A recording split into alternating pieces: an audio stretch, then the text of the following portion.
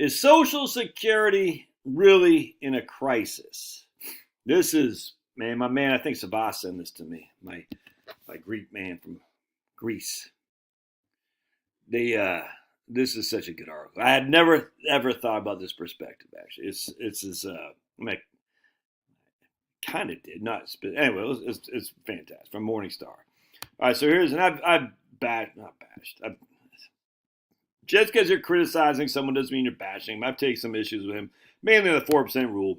I just don't understand why everyone and their mom can't realize the 4% rule is based on a false assumption that your spending increases each and every year with inflation. Where is the evidence? Where is the evidence? Everybody now, where is the evidence? There ain't any. So if there's no evidence that retiree spend increases each and every year with inflation, why are we doing this all the time? It's insane. It's like literally, I don't understand it.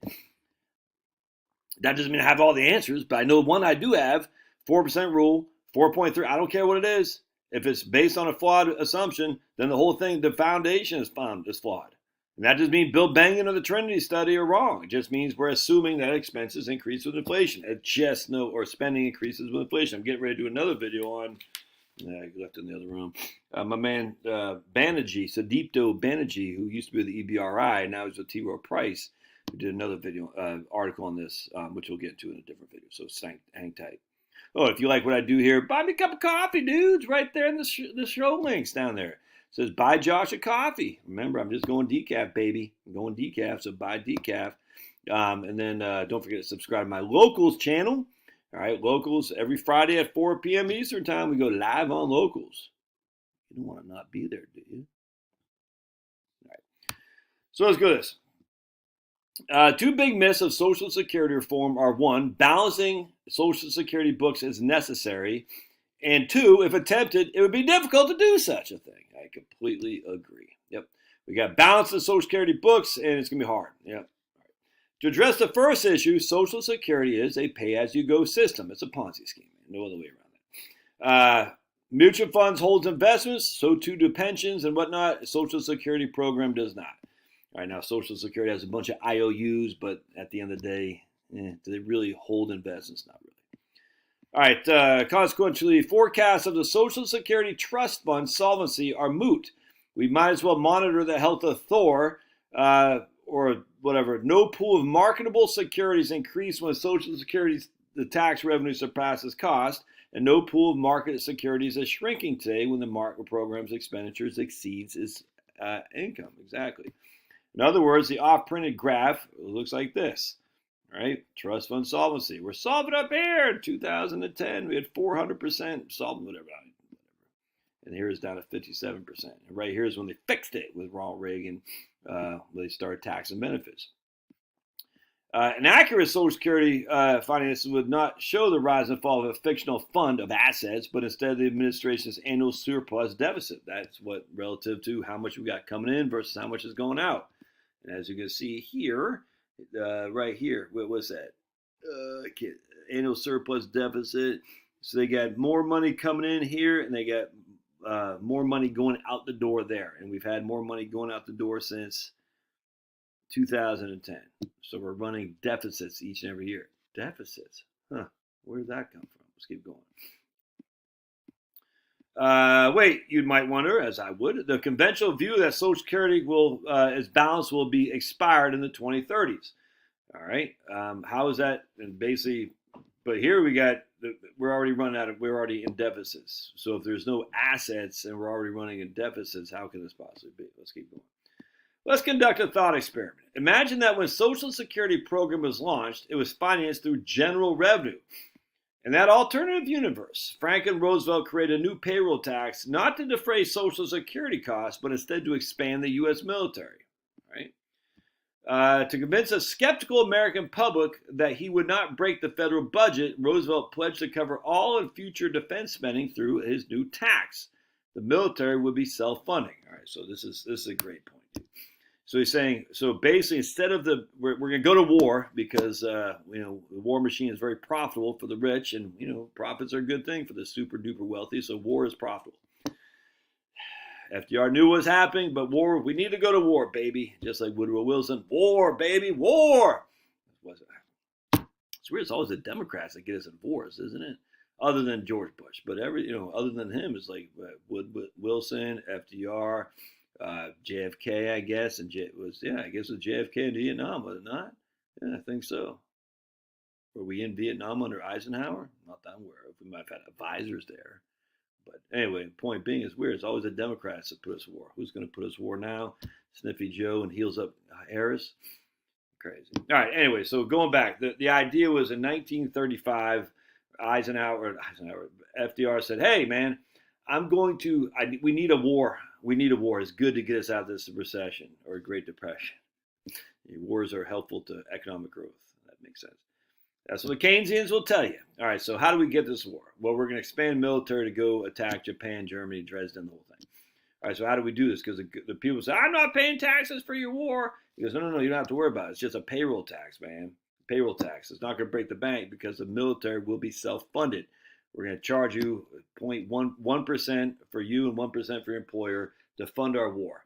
And that's it. And then we won't need to raise revenues or anything like that. It'll be self-funded. All right. At the same time, we're going to create this, in the general fund, we're going to have a safety net called Social Security. Okay, that's what the proposal here is my man's talking about. I hope this makes sense. All right. So again, the military would be self-funding with a payroll tax to fund the war machine. And Social Security is just part of the general fund, general revenue, which is it's just pay as you go. You pay taxes and you get the benefits. That's it. The political discussion that alternative nation would be very different from ours. Social Security's costs would be taken for granted. The benefit would exist, payments would be made, and the country would quietly pay those bills, as we do today with current military costs. However, the Defense Budget Trust Fund would be heavily discussed and criticized, with debates raging on how to best reform military spending, as we currently do with Social Security today. In short, today's Social Security discussions are the product of an arbitrary decision that have no effect on the nation's financial health. Whether it's a payroll tax is alleged to cover Social Security's costs or alleged to cover the military costs, it doesn't matter.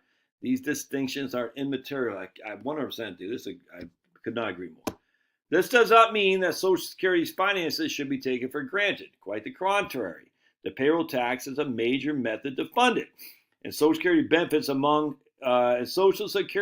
are among its two largest costs, along with Medicare and Medicaid. If Congress and the White House decided that reducing the national debt is a task worth pursuing, why? Why would you ever reduce a national debt? I mean, come on, man. You've got away with this point. Why are you going to start reducing the national debt? Literally. Well, China won't buy our bonds. And they're still buying our bonds, dude. It's so freaking stupid. There's no incentive at all to reduce the national debt, and it will never happen. You have to reduce the debt. The first thing you have to do is have a surplus, at least a balanced budget, not having a surplus, and that's never going to happen. It's so freaking stupid. But so do other aspects of the federal government's budget. It little avails a nation's financial health to fix Social Security, yet to run a ruinous aggregate deficit. What levels of deficits qualifies as ruinous is a topic for another time. Exactly, yeah, right? Because we got $1 trillion deficit, didn't ruin anything.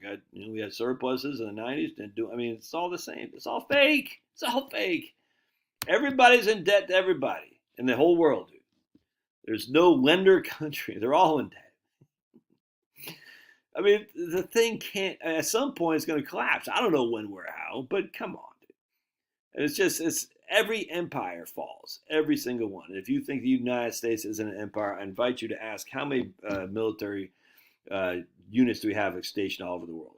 All right, how many bases does the U.S. military have? We are an empire, dude. And empires all collapse. No other way around it. It's going to happen here as well because we expand too much, we pay too much, and at some point we're just like we don't have the economic resources to back the value of those dollars. It's not about the printing of it, it's the economic magnitude. You don't have the economic resources because you're going green. People aren't going to want our dollars. They'll say, it has nothing to do with the printing machine. All right, let's consider the subject from another perspective. For a quarter century, payroll tax receipts eclipsed Social Security payments, meaning that the plan generated a surplus that was used for other purposes. Yeah, right here. So here's the surplus he's talking about. From 1975 to 2005, we had more, really right there, 1994. That's when Bill Clinton signed the taxes to make Social Security tax anymore, right there. So from 1994 to 2008 or something like that, we had more income coming in from Social Security as going out to it. All right. During that time, and then the money was used for other purposes. During that time, did anybody say the Social Security should rationalize its infrastructure spending because not only are the highways failing to pay for themselves, but they're taken from Social Security? No, he could have worded that better, but I get what he's saying. We weren't saying, hey, wait a second. They said, no one was saying, hey, you got to put the Social Security money back in. They're just like, we got the extra money, we're going to use it. In short, the Social Security crisis is an unhelpful construction. Today's debate relies on financial misperception stemming from a historic accident. Yep, 100%. It distracts us from the matter at hand, which is to determine the appropriate overall level of government spending and revenue while also helping to advance the nation's economic growth. All right, so I completely agree with that. If no one talks about the military budget, I would love to see the military budget. Just for 1 year, don't spend anything on the military. Let's say, I mean, just 1 year, other than payroll. I get you got to pay your soldiers. You know what I'm saying? But no more. We're not going to do any weapons. We're not going to do anything. Just no spending except for making sure our soldiers and airmen and Marines and sailors and coasties are okay. All right, that'd be great. But other than that, it's never going to happen, dude. There's too much money in these programs, and there's too much need for more expending. You're just not. But it's weird. So we know we're running deficits as far as the eye can see. No one ever sits there and says, you know something, we got to reduce military spending. Now, some people do, but they're all laughed at.